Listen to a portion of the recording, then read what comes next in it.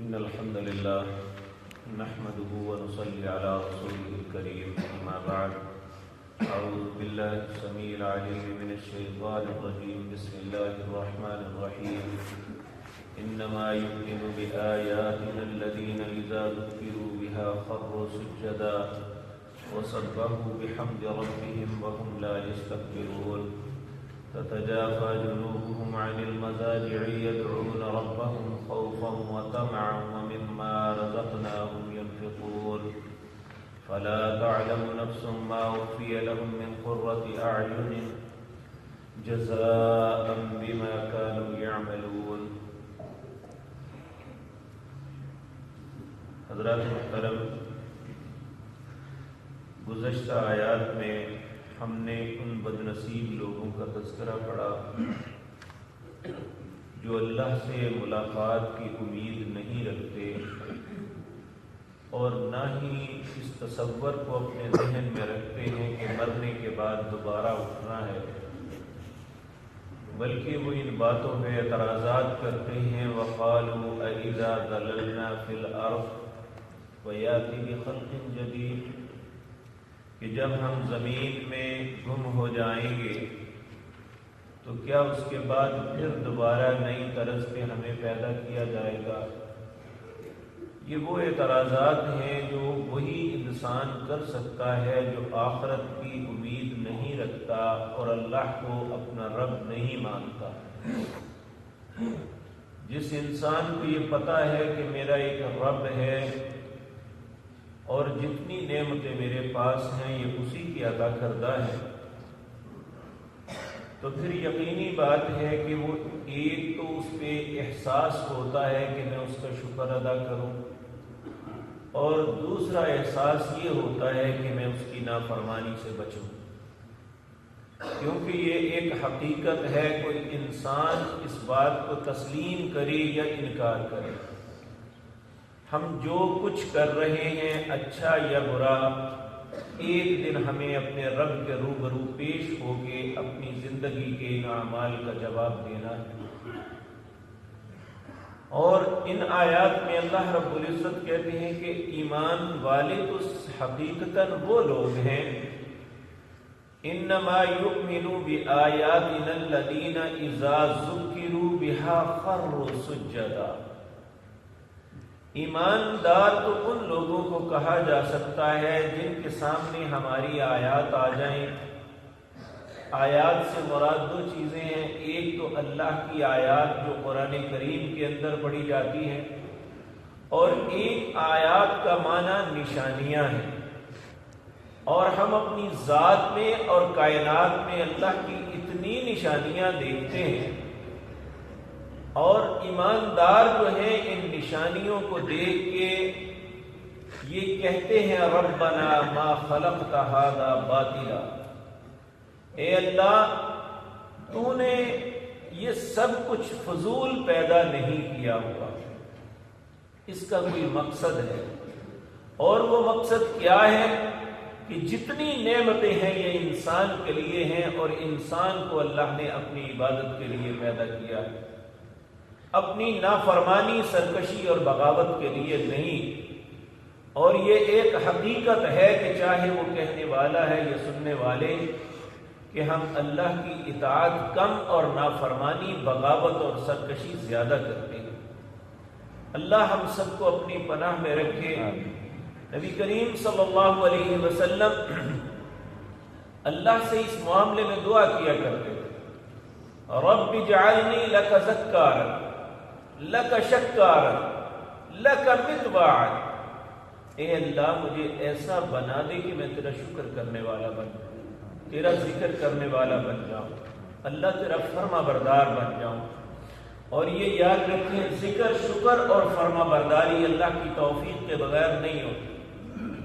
جسے اللہ توفیق عطا فرما دے. سیدنا معاذ بن جبل رضی اللہ تعالی عنہ بڑے خوبصورت، بڑے اچھے صحابی تھے. ایک دن نبی کریم صلی اللہ علیہ وسلم نے ان کا بازو پکڑ کے کہا معاذ میں تم سے محبت کرتا ہوں.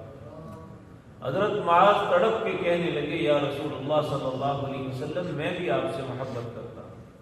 آپ نے فرمایا اگر تمہیں مجھ سے محبت ہے تو فی کل دبر الصلاۃ، اپنی ہر نماز کے بعد اللہ سے یہ التجا ضرور کرنا، رب اعنی علی ذکرک و شکرک و حسن عبادتک، اے اللہ مجھے توفیق دے کہ میں تیرا ذکر کر سکوں، میں تیرا شکر کر سکوں اور تیری اچھے طریقے سے عبادت کر سکوں۔ اور ایمانداروں کا وصف ہی یہ ہے کہ ان کا دن ہو یا رات، لیٹنا ہو یا بیٹھنا، کھڑے ہونا یا کام کرنا، ہر حالت میں وہ اپنے رب کو فراموش نہیں کرتے۔ اللہ ہمیں بھی ایسا ایمان نصیب فرمائے۔ اللہ رب العزت فرماتے ہیں انما یؤمن بآیاتنا الذین اذا ذکروا بها خروا سجدا، ایماندار تو حقیقتاً وہ لوگ ہیں جن کے سامنے ہماری آیات کا تذکرہ کیا جاتا ہے وہ سجدے میں گر پڑتے ہیں۔ وَسَبَّحُوا بِحَمْدِ رَبِّهِمْ، وہ اپنے رب کی تسبیح بیان کرتے ہیں۔ وَهُمْ لَا يَسْتَكْبِرُونَ، اس کے حکموں کے سامنے تکبر نہیں کرتے۔ سوال یہ پیدا ہوتا ہے یہاں تکبر سے مراد کیا ہے؟ نبی کریم صلی اللہ علیہ وسلم نے ارشاد فرمایا کہ جس بندے کے دل کے اندر رائی کے دانے کے برابر بھی تکبر ہوا وہ جنت کی خوشبو بھی نہیں پائے گا۔ اور سب سے بڑا تکبر کیا ہے؟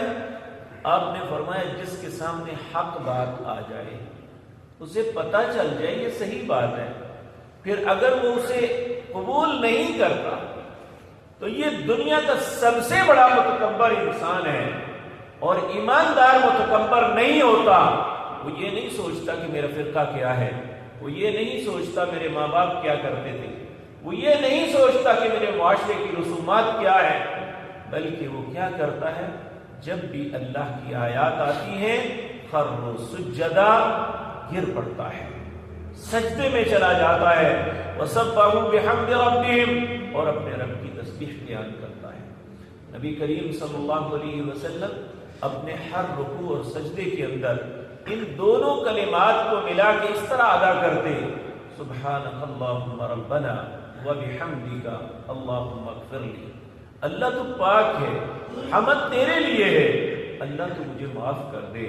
نبی کریم صلی اللہ علیہ وسلم پر جب یہ سورت نصر نازل ہوئی فسبح بحمد ربک واستغفر، آپ اس کے بعد اپنے رکوع اور سجدوں میں یہ پڑھنا شروع ہو گئے۔ اور یہی ایمانداروں کا وصف ہے کہ ان کے رکوع اور سجود ان چیزوں سے خالی نہیں ہوتے۔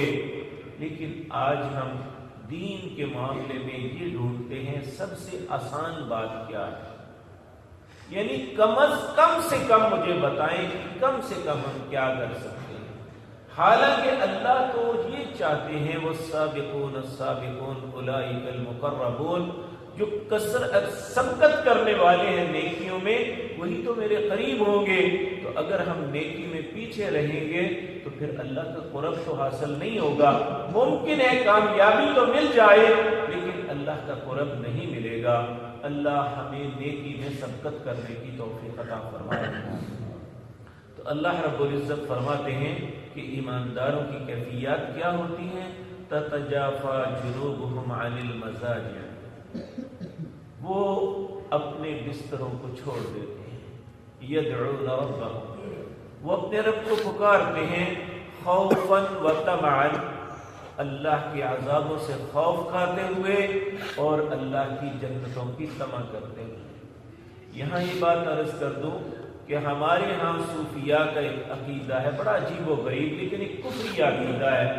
دیکھیں جی یہ تو مفاد ہوا نا، جنت کے حصول کے لیے یا جہنم سے ڈرتے ہوئے عبادت کرے، یہ تو ایک بندہ مفاد کے لیے کرتا ہے، ایسا تو نہیں ہونا چاہیے، بلکہ جنت اور جہنم سے بچنے اور جنت میں جانے کے حصول کے لیے نہیں، اللہ کی رضا کے لیے کرنا چاہیے۔ یہ بے وقوفی کی بات ہے، جس کو اللہ کی رضا مل گئی لازماً اسے جنت ملے گی۔ اور ایمانداروں کا وصف ہی یہ بیان کیا، خوفا و طمعا۔ نبی صلی اللہ علیہ وسلم ایک شخص کے پاس گئے جو زندگی کے آخری دوراہے پہ تھا، اور آپ نے اس کے پاس جا کے پوچھا کیا محسوس کرتے ہو؟ اس نے کہا اللہ کی جہنم سے خوف کھاتا ہوں اور اللہ کی جنتوں کی طمع رکھتا ہوں۔ آپ نے فرمایا جس کے اندر یہ دونوں چیزیں جمع ہو گئیں، خوف اور طمع، وہ کامیاب ہو گیا۔ اس لیے یہ صوفیاء کا یہ کہنا بالکل غلط ہے، ان کی اپنی ذہن کی اختراع ہے۔ اللہ رسول اللہ صلی اللہ علیہ وسلم اور اسلاف امت صحابہ کرام رضوان اللہ علیہم اجمعین وہ جو کچھ کرتے تھے خوف اور طمع کی وجہ سے کرتے تھے، اور اس جگہ بھی اللہ رب العزت نے فرمایا تتجافى جنوبهم عن المضاجع، یہ اپنی کروٹوں کو اس لیے چھوڑتے ہیں، اپنی نیند کو اس لیے ترک کرتے ہیں، اور اپنے بستروں کو اس لیے ترک کرتے ہیں خوفا وطمعا يدعون ربهم، خوف اور طمع میں اپنے رب کو پکارتے ہیں، يدعون ربهم خوفا وطمعا ومما رزقناهم ينفقون، لوگوں کے مالوں پہ نظر نہیں رکھتے بلکہ جو اللہ نے انہیں دیا ہے اس میں سے خرچ کرتے ہیں۔ تو آج ہم بے حسی یہ ہے کہ ہم ہر وقت دوسرے کی پاکٹ پہ نظر رکھتے ہیں کہ ہم کس طرح اس سے نکلوا سکتے ہیں، ہم کس طرح اس سے چھین سکتے ہیں، کس طرح یہ معاملہ کر سکتے ہیں۔ ایمانداروں کا وصف یہ ہے وَمِمَّا رَزَقْنَاهُمْ يُنْفِقُونَ، جو اللہ نے انہیں دیا ہے وہ اس میں سے خرچ کرتے ہیں۔ اللہ رب العزت فرماتے ہیں ان کے لیے میں نے کیا رکھا ہے، فَلَا تَعْلَمُ نَفْسٌ مَّا أُخْفِيَ لَهُم مِّن قُرَّةِ أَعْيُنٍ، کوئی شخص، کوئی اللہ کی مخلوق میں سے دنیا میں کوئی بھی نہیں، فرشتوں میں، انبیاء میں، انسانوں میں کوئی نہیں جانتا، فَلَا تَعْلَمُ نَفْسٌ مَّا أُخْفِيَ لَهُم مِّن قُرَّةِ أَعْيُنٍ، میں نے ان لوگوں کے لیے کیا ایسی چیزیں چھپا کے رکھی ہیں جو ان کی آنکھوں کی ٹھنڈک ہے۔ اللہ ہمارے نصیب میں بھی کر دے۔ کہا فَلَا تَعْلَمُ نَفْسٌ مَّا أُخْفِيَ لَهُم مِّن قُرَّةِ أَعْيُنٍ جَزَاءً بِمَا كَانُوا يَعْمَلُونَ، یہ اس چیز کا بدلہ ہوگا جو دنیا میں نیک عمل کرتے تھے۔ اللہ ہمیں بھی نیکی کی توفیق دے اور نیکی پہ زندہ رکھے، اسی پہ موت نصیب فرمائے۔ اقول قولی